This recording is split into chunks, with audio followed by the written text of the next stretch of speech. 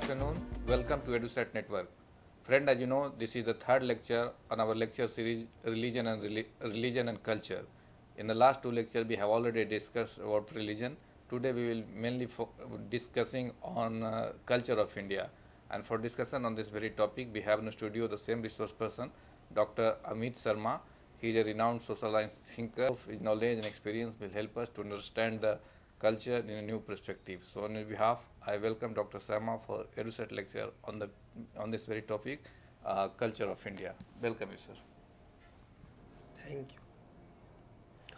Today we will try to understand the nature and function of Indian culture. As I said, in the context of religion, Indian culture is a very ancient culture. This is at least 10,000 years old culture, and there are two views about Indian culture. Some people, the majority of sociologists, think that there is one culture at the all India level, and that is civilizational in nature. But there is a minority view represented by Professor T.K. Umen, who says that there are cultures in India, there are plurality of cultures in India, and India can be considered many things. For example, India can be considered as a nation state, it can be considered as a state, it can be also considered as a civilization. I personally think that both views have some truth in it. There is an all India culture which can be called Indian culture, but there are also subcultures associated with religious groups, associated with linguistic groups, associated with regional blocks. For example, we can discuss the Hindu culture, the Muslim culture, the Christian culture, the Sikh culture, the tribal culture, the Parsi culture, the Buddhist culture, and the Jain culture in India also. We can also discuss the village culture, the Kasbai culture or suburban culture, and the town culture and the metropolitan culture. There are differences in this sense between one culture and the other culture, but there are also some commonality between all of these. Today we will try to understand what is common in all these subcultures of Indian civilization. I think, and I have also written about it, the most important cultural trait in India is the cosmic view.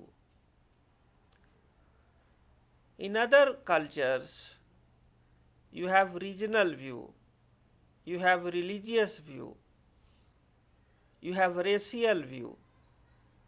It is narrow in outlook. But in India, culture is cosmic in nature. It tries to encompass the whole of cosmos within Indian culture. There is a saying in Sanskrit, Yat Pinde Tat Brahmande. What is in the particle, the same is true about the cosmos. Both are made up of the same element. Therefore, there is natural tolerance inbuilt in our culture.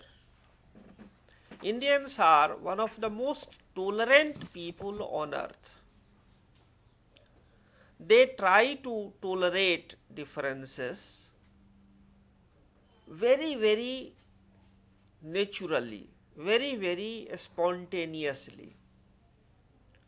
Therefore, tolerance can be defined as the second most important aspect of Indian culture after the cosmic view.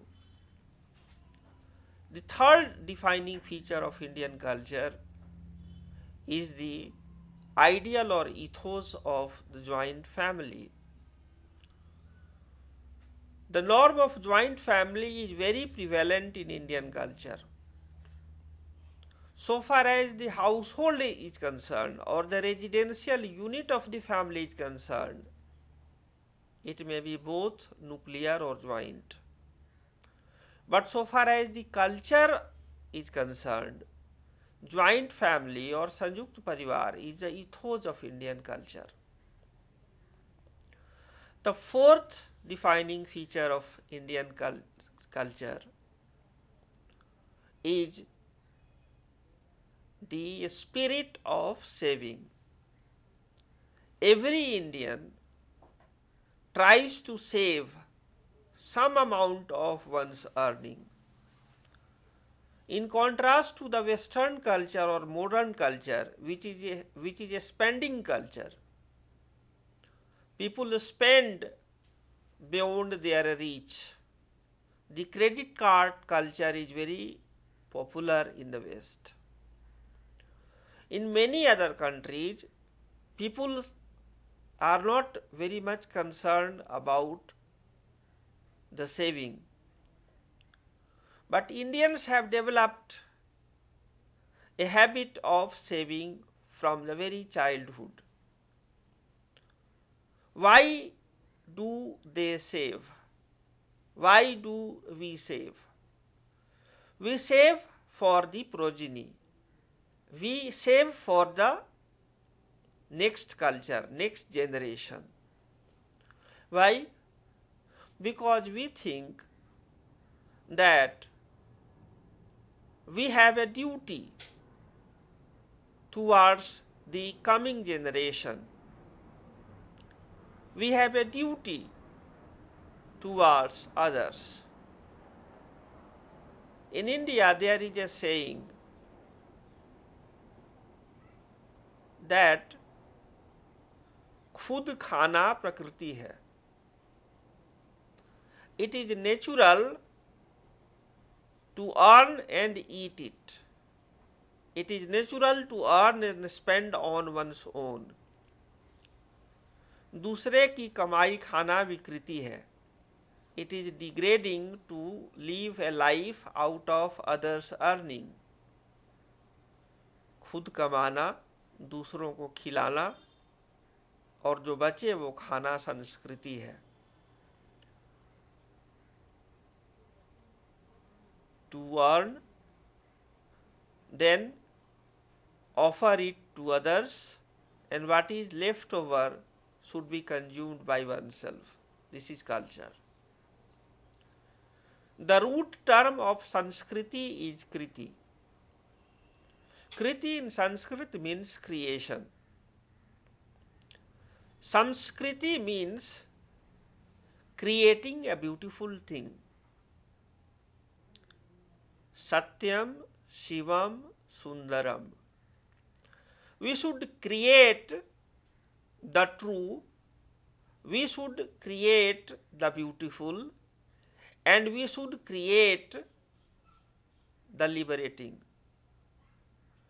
Sat is truth, Sundar is beautiful, and Shivam is liberating. This is the defining feature, the fifth defining feature of Indian culture. Indians try to create something which is true, beautiful, and liberating at the same time. Therefore, in Indian culture, the art and craft is one and the same thing. In other cultures, art is something very different from the craft. Crafts are useful. Arts are usually beyond instrumental use. It is called usually high culture. But in our culture, in Indian culture, there is not much difference between the high culture and the low culture. Actually, there is no such concept in India. Robert Redfield, the American anthropologist, has coined two terms, the little tradition and the great tradition. The little tradition is usually translated as folk culture or lok sanskriti, and the great tradition is usually referred to as classical culture or shastriya sanskriti. But Anand Kentish Kumar Swami has opined that in India, the little culture, the little tradition or lok sanskriti is not inferior to the classical sanskriti, shastriya sanskriti or the great tradition. Therefore, every tradition is one and the same. There is some difference between the folk culture and the classical culture, but that is not a difference between the superior and the inferior. That is a difference which consists of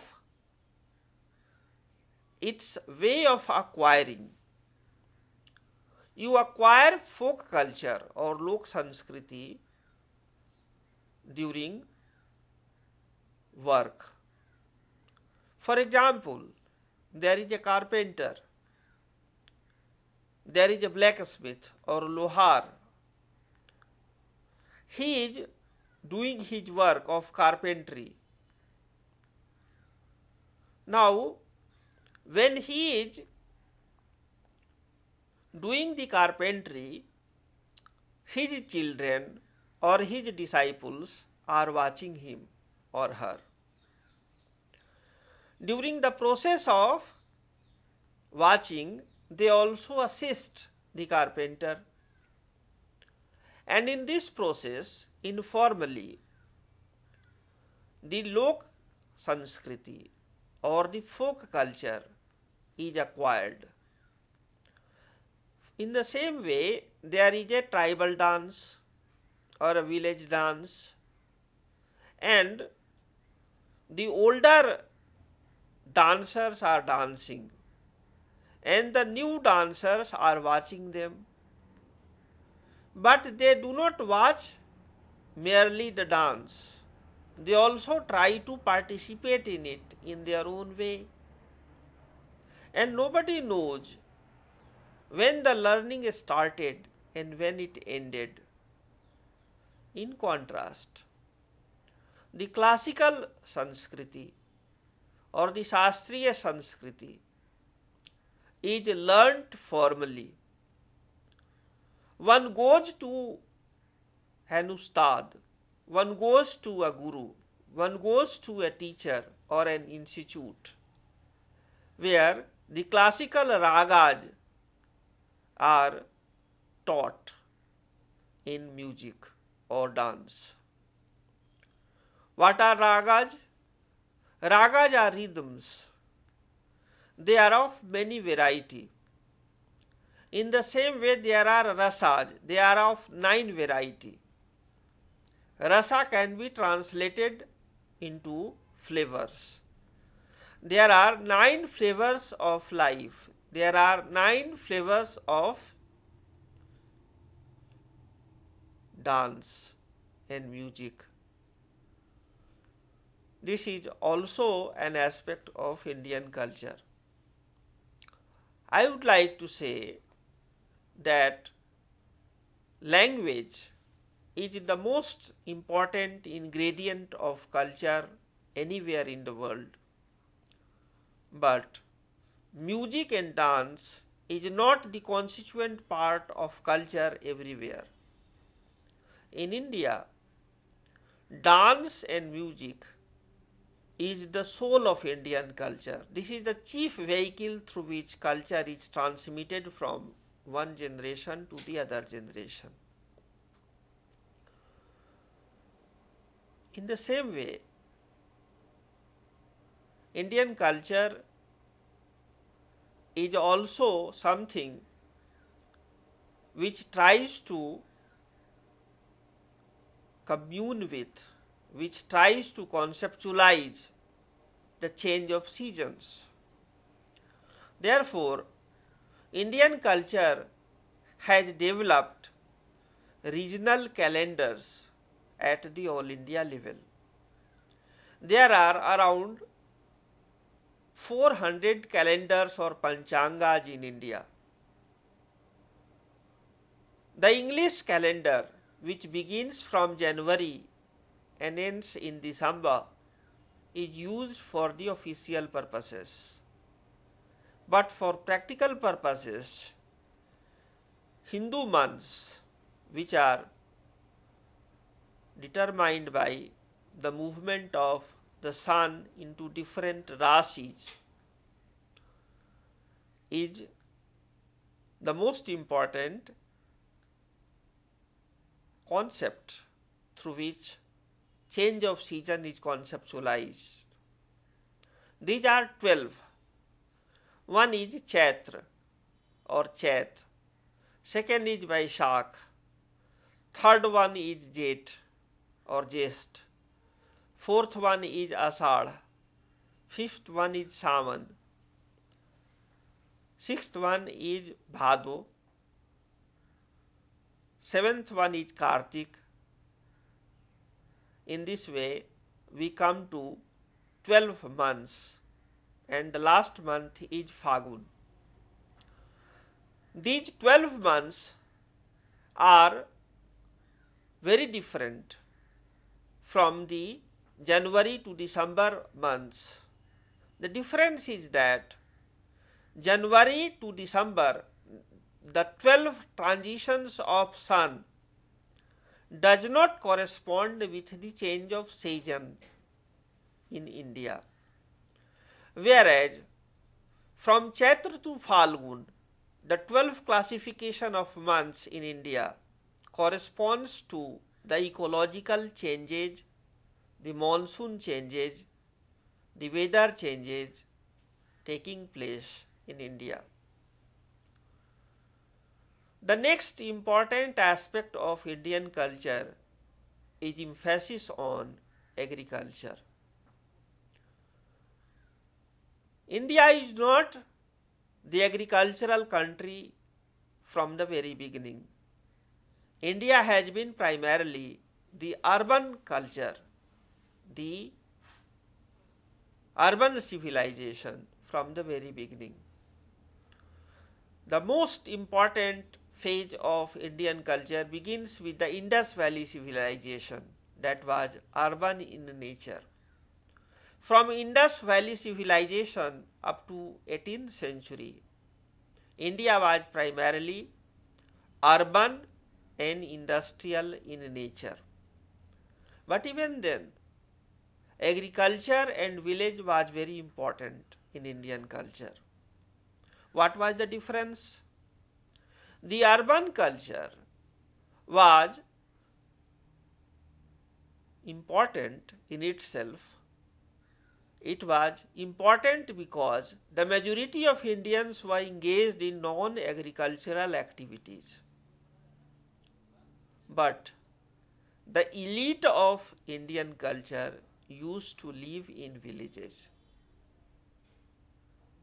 This sounds contradictory today, because today village is considered inferior to towns and cities, and there is a huge migration which is taking place from village to urban spaces. Therefore, when I say that India has been primarily an urban culture, industrial culture, it sounds contradictory, because things have changed in the last 200 years dramatically, qualitatively. There was huge deindustrialization in India during the British rule. There was huge migration from urban spaces to the rural space, that is village, during the British rule.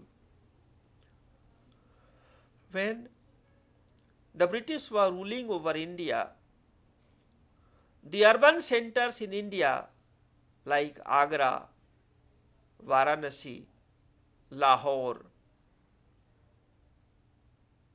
was much more larger and densely populated than London or Paris. But what happened? Due to the different policies adopted by the British, the industrial activity and the urban industries were destroyed, and people were pushed from urban spaces to villages. Therefore, there was a large population in villages in India which were forced to live on agricultural and allied activities. Otherwise, up to 18th century, people used to live in villages voluntarily. They did not engage in agriculture only as an occupation.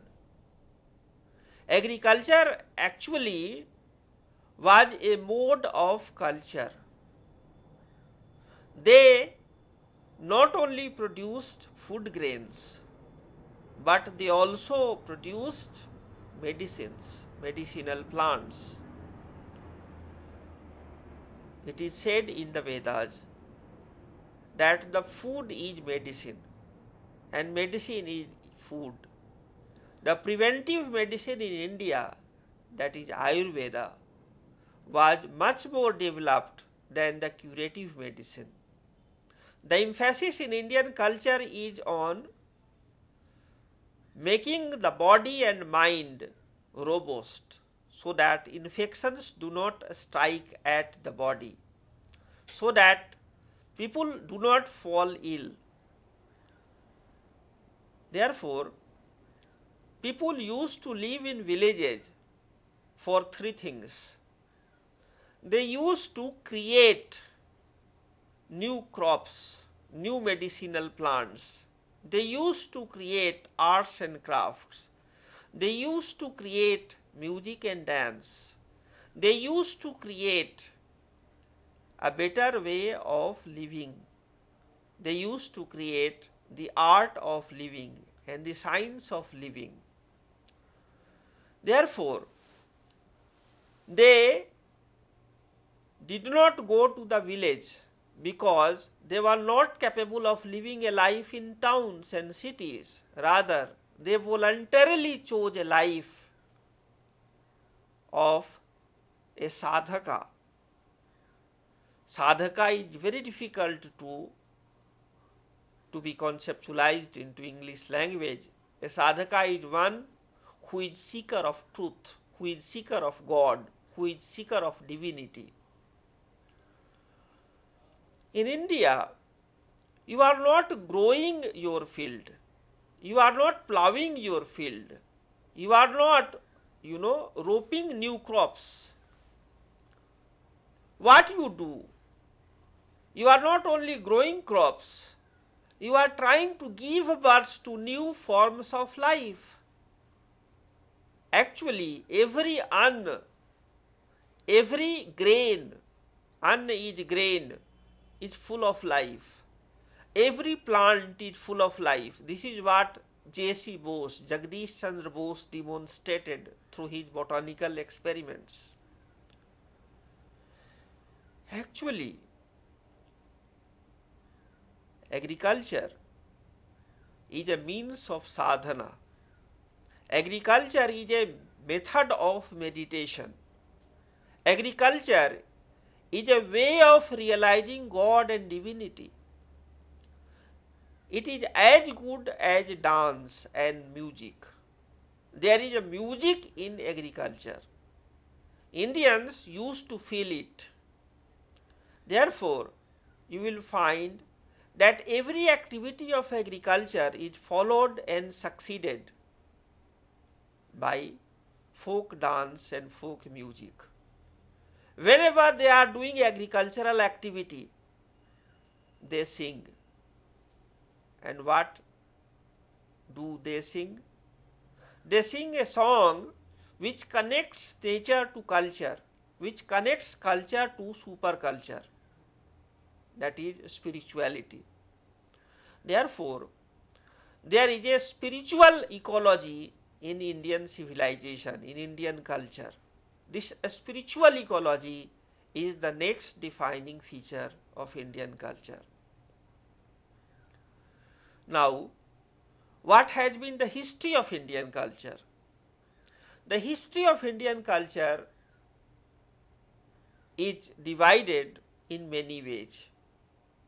One of the most popular ways found in Hindu society is to divide the time into 4 yugas. They are called Sat Yuga or Kriti Yuga, when Harishchandra was the most important king and when Indra was the most important god. Then Parshuram was the most important avatar of Lord Vishnu. It is followed by Treta. During Treta, Dasarath was the most important king. Ram was the most important avatar of Lord Vishnu. And Ravana was the counterpart of Ram in Sri Lanka. Ayodhya was the most important place where Lord Ram resided. Ayodhya was also the place where lots of things took place, which is gloriously depicted in Ramayana of Valmiki and Ramcharitmanas of Tulsidas. It is followed by Dwapar, when Lord Krishna was the avatar of Lord Vishnu, and the most important king was Dhritarashtra and Pandu. It is followed by Kali Yuga. Lord Buddha was the most important avatar of Lord Vishnu, and many kings followed Lord Buddha. One was Bimbisar, second was Ajatasattu, third was Chandragupta Maurya, fourth was Ashoka, fifth was Vikramaditya, sixth was Harshvardhan, something like this. This is the Hindu way of dividing time. But there is also a modern way of dividing time. Actually, the modern way of dividing time took place in 18th century. In India, they divide Indian history into 3 parts: the ancient, the medieval, and the modern. Now, to understand this division of time into ancient, medieval, and modern, we must understand the historical context of this classification in the West. The history of the West is divided into primarily 2 parts: before Jesus Christ and after Jesus Christ. This is called BC and AD. Before Christ is the period when pagan religions were very dominant in the West.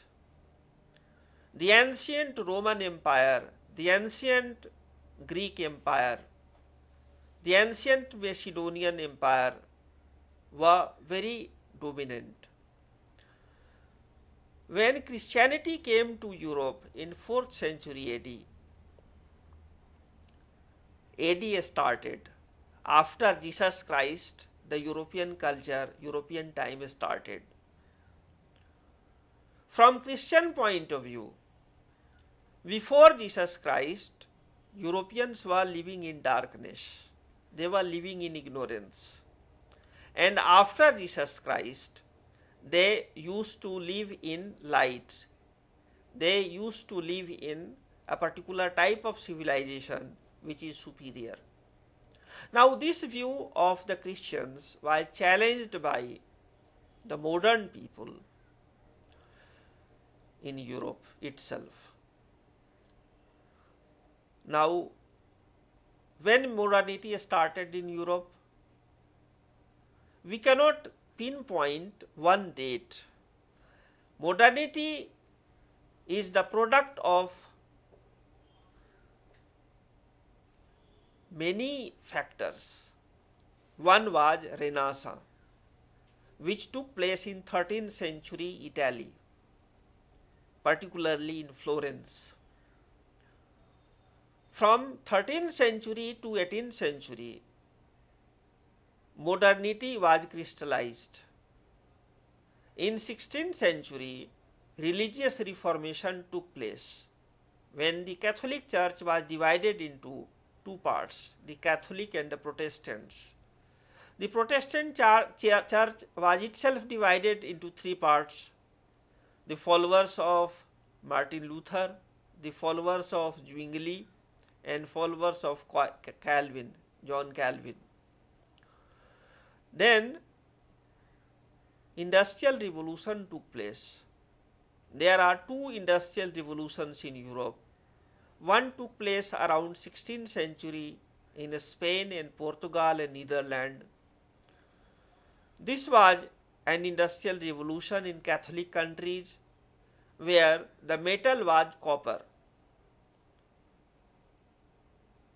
The second industrial revolution took place in 18th century, and iron was the metal of industry. It took place in England and France. England was a Protestant country and France was a Catholic country. Later on it was followed by Germany. Now, two other events became very important. One was the growth of science and technology in Europe. The first university in Europe was established in Paris, that is France, in 13th century. By 14th century, England also had its university, Oxford and Cambridge.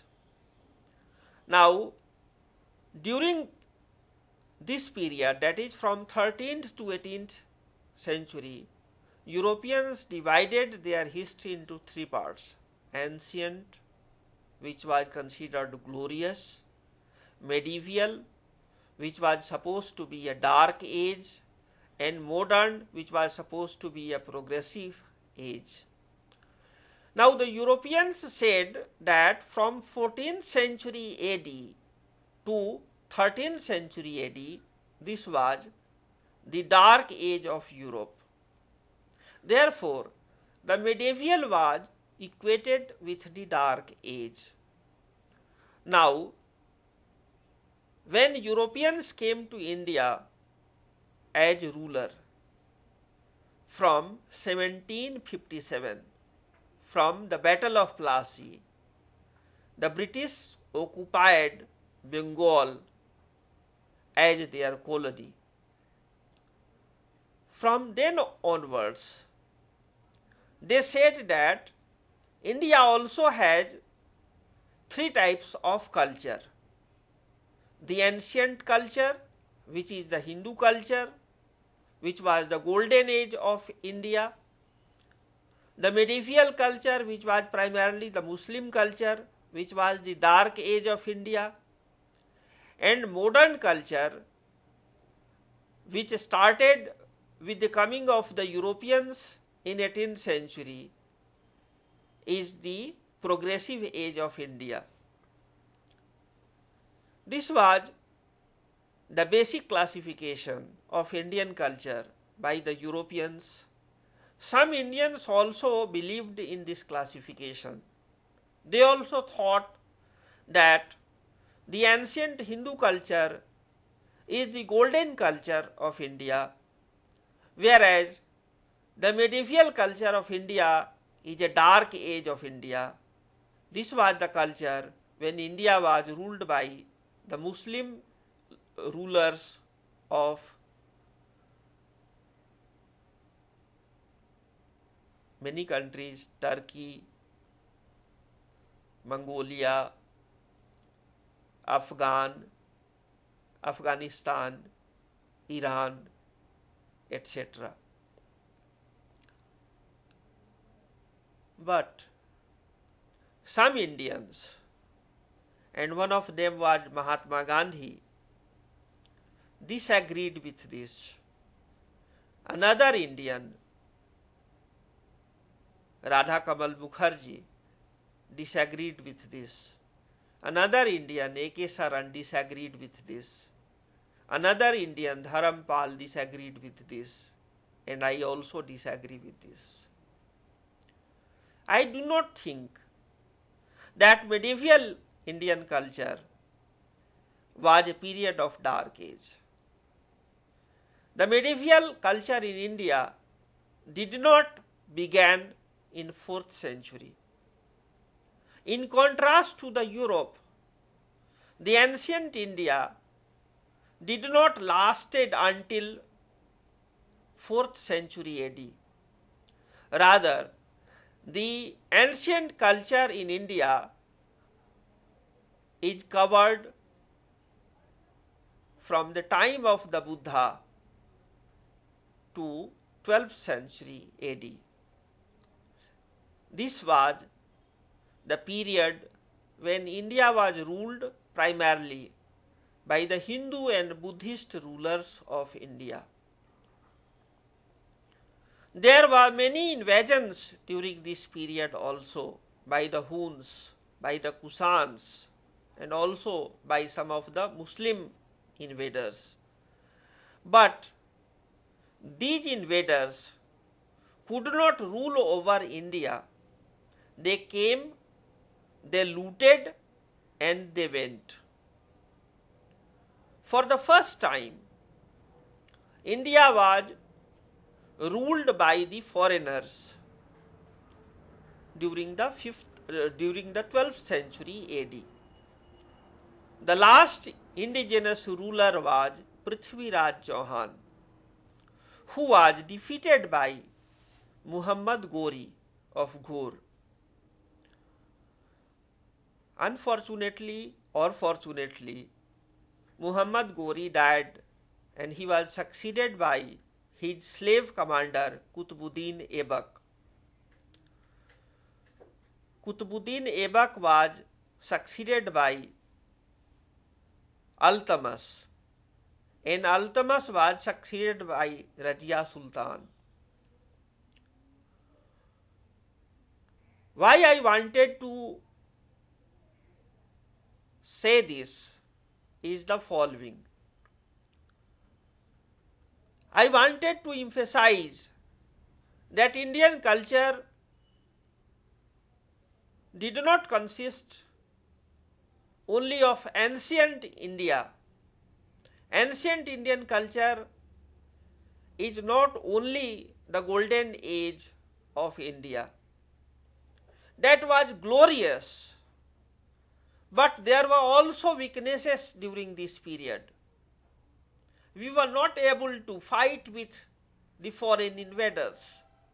There was some problem in our defense system. Then, when the Muslim rulers came from outside, everything was not destroyed. Therefore, I refuse to accept that the medieval India, which is usually considered a period between 12th and 18th centuries, a period of 600 years, was not the dark age of India. It is a fact that during this period, India was ruled by the foreigners. But every foreign ruler was not similar to the other foreign ruler. There were differences. Secondly, in Indian culture, the state was never supreme. In other cultures, the state has been the center of culture and civilization. In Indian culture, the state was one of the organs of the society. The society was more strong than the state. And it is not only during the medieval period that India was ruled by different dynasties, different ruling families. From ancient times, India was not ruled by one state. India was not ruled by one emperor. India was not ruled by one king. Political unity was never established in India. India was united by cultural factors. India was united by artistic factors. India was united by civilizational factors. India was united by the cosmic factors.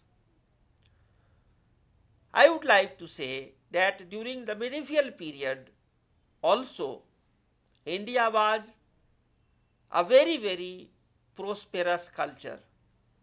Our prosperity continued up to 18th century when the Muslims were ruling over India, and our per capita income was next to none. Actually, India and China were first and second economies from ancient times up to 18th century. Sometimes China surpassed India, sometimes India surpassed China, but primarily India had the lead and it was followed by the China. There was a very good cordial relationship between India and China from ancient times. Many Chinese came to India to study at Takshila, to study at Nalanda, to study at Vikramshila. Many Chinese pilgrims came to India. Many Chinese travelers came to India. India was not only economically prosperous, India was also one of the most educated society of the world up to 18th century. Indians were one of the most literate societies up to 18th century. Education was widely spread in India, and it is also a fact which was documented by Dharampal through the British sources, on the basis of British sources. Dharampal in his book The Beautiful Tree says that in India the education was not dominated by the Brahmins, as sometimes some critics of India have asserted.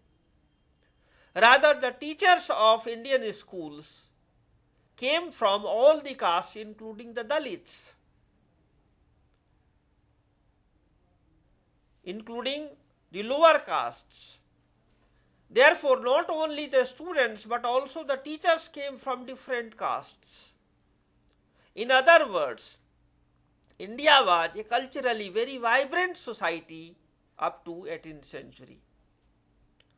India was also one of the most healthy society of the world. The health of the Indians was very good up to 18th century. They used to eat nutritious food and nuts and food and fruit. There were good doctors, Ayurvedic doctors and Unani doctors in India, who used to not only diagnose and treat, but they also used to do surgery. India was also good in science and technology. Dharampal has also written a book, Indian Science and Technology in 18th century. Therefore, I would like to say that Indian culture during the medieval period was also a very interesting culture, a very important culture, a very innovative culture, where the Hindus and the Muslims played very important roles in synthesizing a Hindustani culture. Hindi and Urdu are two languages or one language. There is a controversy, but most deep scholars of languages say that actually Hindi and Urdu are one language written in two scripts. The originator of Hindi and Urdu is one person, Amir Khusro. Amir Khusro, who was a disciple of Hazrat Nizamuddin Aulia, is regarded as the father of both languages, Hindi and Urdu. And the basic difference between Hindi and Urdu is that Hindi is written in Devanagari script, whereas Urdu is written in the Persian script. Otherwise, the majority of the terms of Hindi and Urdu are one and the same thing. Similar words are used, but when you add more Sanskrit words in Hindi, when you use more Tatsam words, Hindi becomes very similar to Sanskrit and Urdu becomes very similar to Persian and Arabic. But this is a later day development. Initially, Hindi and Urdu were one language. In the same way, in Hindustani music, both Hindus and Muslims experimented, and even today you will find very interesting phenomenon. For example, there was Ustad Bismillah Khan. He was a Muslim by birth. He was a devout Muslim by faith. But his day began with his playing of Sahnai at Kashi Vishwanath temple of Lord Shiva at Varanasi. In the same way, there is a family of Dagars. The Dagar family of India, they are Muslims, but their music is devoted to Hindu gods and goddesses. In the same way, there are many Hindu disciples of Muslim ustads and Muslim disciples of Hindu ustads. In other words, during the medieval period, the society and culture in India was very vibrant. There was a dialectical relationship between the Hindu and the Muslim subcultures, and we produced monuments like the Taj Mahal. We produced monuments like the Lal Killa. We produced monuments like the Qutub Minar. These are the marvels of even contemporary culture of India. Then the British came. When the British came, during the same period, the French had also come in South India. But the French were defeated by the Britishers, and finally the British were able to rule over the whole of India. But during the same period, there were 600 princely states in India. In other words, even the British were not able to unify India politically. After independence in 1947, India was divided into India and Pakistan. Therefore, even after partition, Indian culture was continued in India and Pakistan. In other words, I am saying that Indian culture is not found only in India, but it extends to Nepal, it extends to Bangladesh, it extends to Pakistan, it extends to Sri Lanka. Indian culture has a larger territory than the political boundary of India. Some people call it South Indian culture. South Asian culture. This South Asian culture or SAARC culture is also called Akhand Bharatiya culture or unified greater Indian culture. But Indian culture is not found only in South Asia. Indian culture is also found among Indians who are living outside India. They are living in different countries. They are called Indian diaspora. They are living in Africa. They are living in different parts of Europe. They are living in America, rather Americas. They are living in different countries of Asia. Therefore, we can talk of contemporary Indian culture in mainland India. We can talk of Indian culture within the SAARC countries. We can also talk of Indian culture in the Indian diaspora. There is similarity and there are differences between these different forms of Indian culture, but there is unity in diversity. These differences are more in form than in content. Indian culture is one and the same everywhere, but it is expressed in different languages, different ecological regions, different religious groups. I will stop here and invite questions and queries. Okay, well, as you said that till 18th century, Indian culture was very vibrant, strong, and very deeply rooted. But after that, of course, in principle, it's still intact. But what happened that many people attracted to art and drifted from the mainstream of Indian culture? The belief was somewhere deviated from that. Was it because forcing all of the people, all the countrymen, was not possible even by the few Britishers? This is a very long question and I will give a very short answer. You see, there are historical accidents everywhere. Once upon a time, Rome was a very important empire. Greece was a very important empire. Egypt was a very important empire. But their culture was destroyed.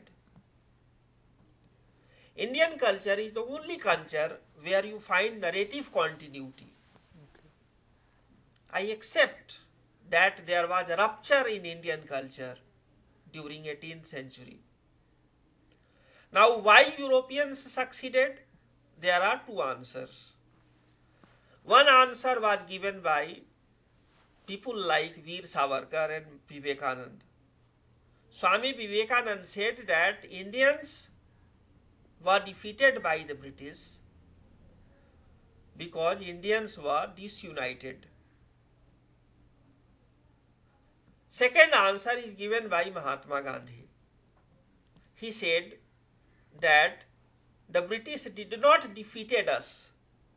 Rather, we gave the British India in gift. And we will take India from the British in case we decide to take it today. Now, what Gandhi was trying to say was the following.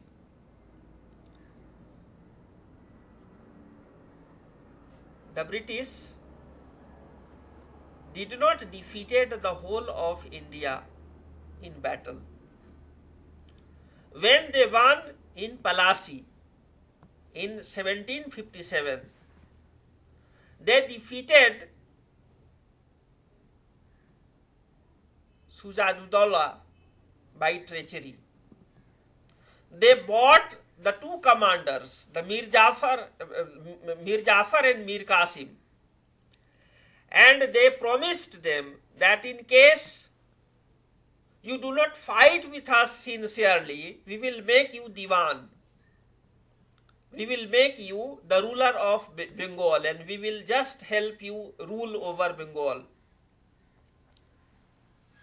Therefore, it was not a real fight between Bengal ruler and the British. It was a treachery. But the second war, which was fought in 1764, was a fight between three forces: Bengal, Awadh, and then the Mughal Sultan Bahadur Shah Jafar. The Mughal Sultan at Delhi, because Bahadur Shah Jafar was the ruler during 1857, not 1764. Now, what I wanted to say is that I am not denying that the naval power of the British was superior to the Indian Navy. Although Indians also had their own navy, for example, the Cholas had our own navy, but in navy, the European forces were far superior to the rest. And during the British rule, the vocational education was there, but the higher education in India was not there. After the destruction of Nalanda University in 1193 by Bakhtiyar Khilji of the Ghulam Bansh, Bakhtiyar Khilji was the commander-in-chief of Altamas. There was no higher education in India. And since there was no higher education in India, there was no R&D, research and development. Therefore, in science and technology, the Europeans had some edge over the Indians. But the British brought very little army, very small army. It was not sufficient to rule over the whole of India. A particular group of Indians collaborated with the British. And since Indians were disunited, the British were able to rule over India. Now, this is natural and expected. Whenever the regime changes, there are some selfish groups in any society who collaborate with the foreigners. And in India also, there was a class of zamindars who collaborated with the British. There was a class of educated Indians, English educated Indians, who collaborated with the British. And they denigrated the Indian culture of indigenous variety. Therefore, there was new changes, new development after 18th century. And even today, India is divided into two, the Indians and Bharatiya, Bharat and India. The Indians who are living in metropolitan cities are much more influenced by Western culture than Indians who live in villages and kasbas. Therefore, I am not saying that we were not defeated by the British. I am only saying that the medieval Indian culture was not the product of the Dark Age. It was a culture of difference. It was not an inferior culture. It had its own strength. It had its own weaknesses. But it was a unique culture which should be appreciated for its wholeness, for its integrity, for its refinedness.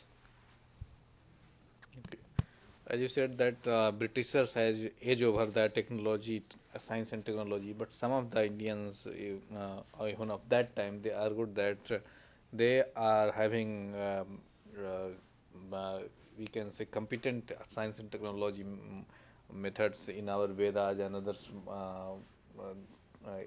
literatures. If we dig our own resources, wisdom of the country, then we can match with them. Actually, I have not used the term Vedas today in my today's lecture. I used the term Vedas and Vedic culture in earlier lecture. Okay. Today, I would like to stress this point that during the medieval period, there was a robust bhakti movement which took place. And contemporary Indian culture or contemporary Hindu culture is not rooted in the Vedas or the Upanishads. Rather, there are 5 important pillars of contemporary Hindu culture. They were rooted in medieval India, and they are Kabir, who was an illegitimate child. Nobody knows who was the father. He was brought up by a Muslim family. Second was Tulsidas, an orphan. Third was Surdas, a visually challenged person. Fourth was Raidas, a person who was born in a low caste. The fifth was Mirabai, a widowed single woman. Therefore, contemporary Hindu culture is the product of these five people.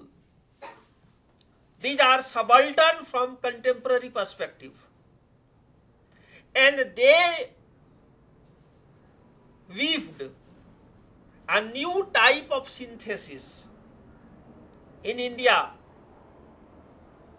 which took many things from Hindu culture, Hindu heritage, Hindu culture, but which also took something from its own time, changing time. Therefore, I am not saying that there is a narrative continuity from Vedic time to later Vedic time to Bhakti period and contemporary period. I am trying to say that there is re-manifestation of Indian culture. Are you getting my point? Yes. There was not a reform movement, as most people say, during medieval period. There was a re-manifestation of Indian culture during the medieval period. For example, Tulsi's Ramcharitmanas is not a rewriting of Valmiki's Ramayana. Rather, it is a re-manifestation of Indian culture, Vedic culture, post-Vedic culture. In Kabir, you have a re-manifestation of Indian culture, which is a product of its own time. Okay. Am I making sense? Yeah, that's correct. So, well friends, here we will conclude the lecture, and I thank all of you for watching the lecture. And on behalf, I thank Dr. Amit Sharma for giving such an insightful lecture on the Indian culture. Thank you very much.